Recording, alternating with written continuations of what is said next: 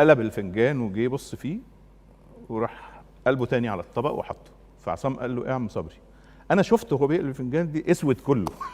الخريطه دي اللي الناس بتقرا منها غامق خالص. فقلت يعني هو مش عايز يقراه لانها واضح ان في مصايب. المهم قال بعد اذنكم هشتغل، ودخل اوضه اشتغل فيها، ما اعرفش اشتغل ايه، ورجع لنا بين وقال حاجات كتير مش عايز اقولها.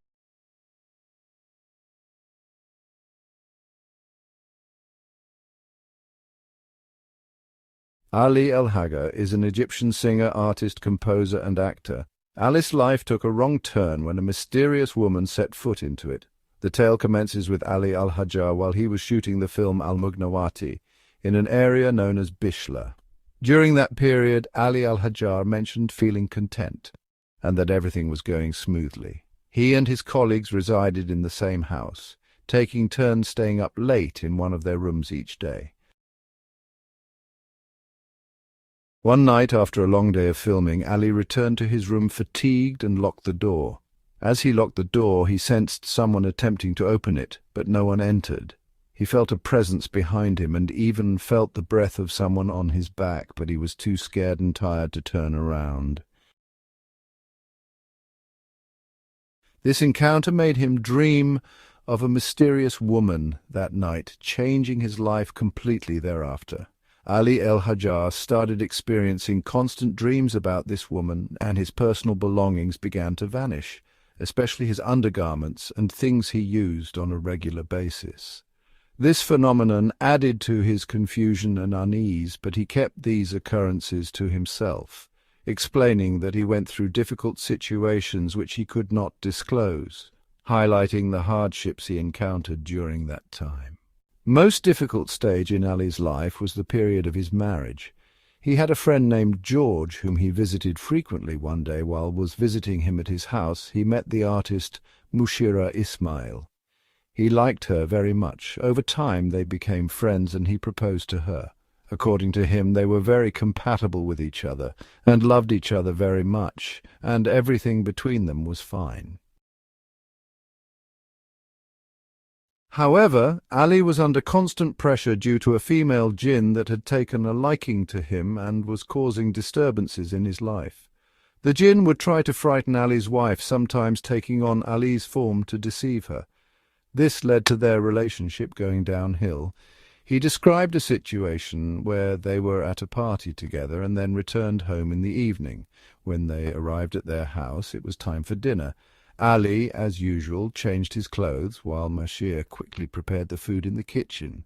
After heating the food and placing it on a tray, Moushira took it to the living room.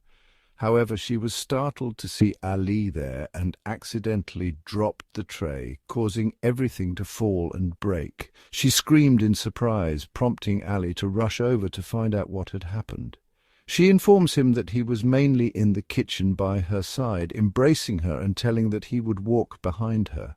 Upon her arrival, she was taken aback to see Ali standing in front of her. She mentioned that the person with her in the kitchen was unresponsive, indicating he did not pay any attention when spoken to. Initially, Ali tried to deceive his wife by claiming all these occurrences were mere hallucinations or misunderstandings. However, she eventually uncovered the truth and realized something odd was going on. The following day, Ali woke up to find his wife rearranging a tall shelf, and noticed in the next room his wife was there too, and she was greeting him. As time passed, Ali divorced his wife, remarried multiple times, only to experience a similar situation, and been like that for 13 years. It wasn't until he confided in a sheikh who helped him get rid of the demonic attachment that Ali was able to somehow find some peace. When Ali reached his breaking point and felt lost in his suffering, he confided in his friend Sheikh Sharif al-Manbawi about all the hardships he had faced. Unfortunately, Sharif could not keep the information to himself due to his job as a journalist. As a result, the news eventually has spread globally before eventually faded away.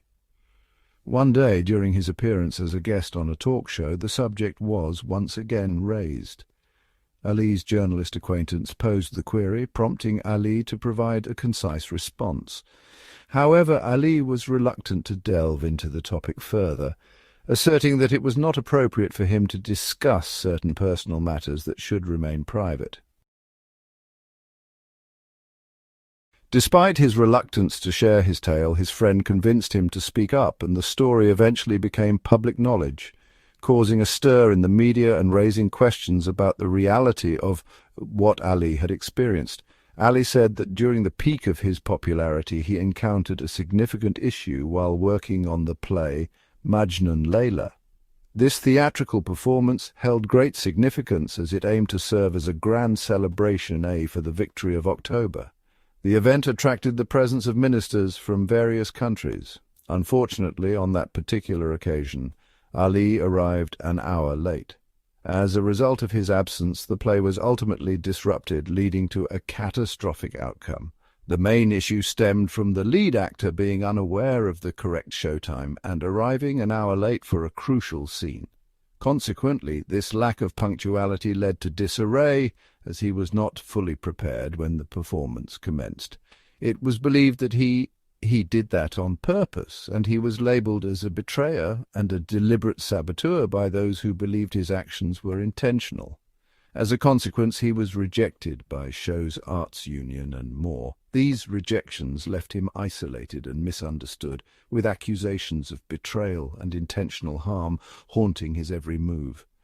Ever since that moment, Ali's entire existence underwent a dramatic transformation. Once celebrated as a prominent figure, he now found himself isolated and abandoned by those who once adored him.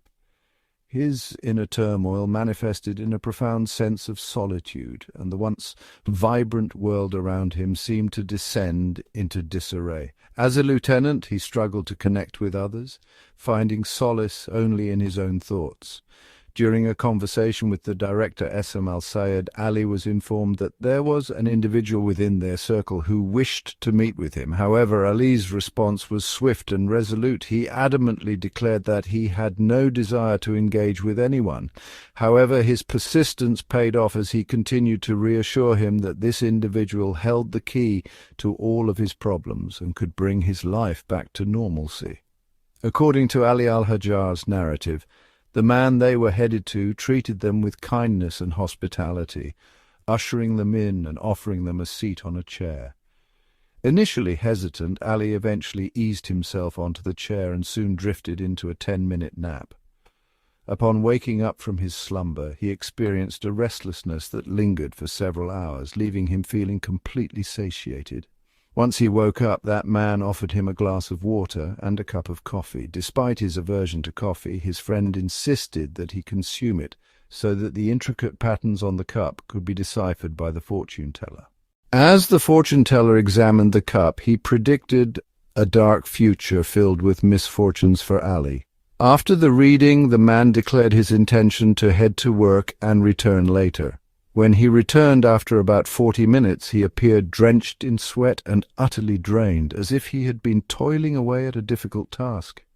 He reassured them that everything will be okay for Ali and his problems will be resolved soon. He mentioned that a senior official, who happened to be a brown-skinned man, will be calling Ali the next day. This news caused Ali to immediately leave his current location, surprised by the unexpected development. He expressed his disbelief, stating that he is saying his just vague words of superstition. The morning after, Ali received a call informing him of an appointment with Abdul Hamid Radwan, the director of the Minister of Culture's office, on 1 p.m. The man that Ali visited the day before told him that before entering the minister's office there were specific tasks that he needed to be taken care of. He handed him a piece of paper with instructions written on it. He asked him to mark certain stars and numbers on his hand in a specific location and read some words. And once he meets the minister and greet him, discreetly remove the numbers and stars written on his hand. Ali did all he was asked to do. He felt compelled to speak with the minister and explain his predicament. The minister listened patiently, offering understanding and support as Ali recounted the events leading up to the performance. He had spent a considerable amount of time rehearsing for the play, attending every practice session and meticulously preparing himself for the show. However, when the time came for the performance, he mistakenly believed that it was scheduled for 9 o'clock. Ali's dedication to his role was evident in his commitment to learning the lines and delivering them flawlessly. He had put in countless hours of effort to ensure that he was fully prepared for the performance. Despite his best intentions, a simple miscommunication about the showtime threw him off balance and created a sense of panic. While responding to Ali, the minister mentioned that he couldn't sleep the night before because he was preoccupied with thoughts of him. He confessed that a voice in his head urged him to call Ali Al-Hajjar because he was innocent. On the second day, by sheer chance, he stumbled upon a document signed by all actors, affirming that Ali had no malicious intent in being late. Following a lengthy discussion, the minister decided to reinstate Ali to his former role and rejoin him with the union.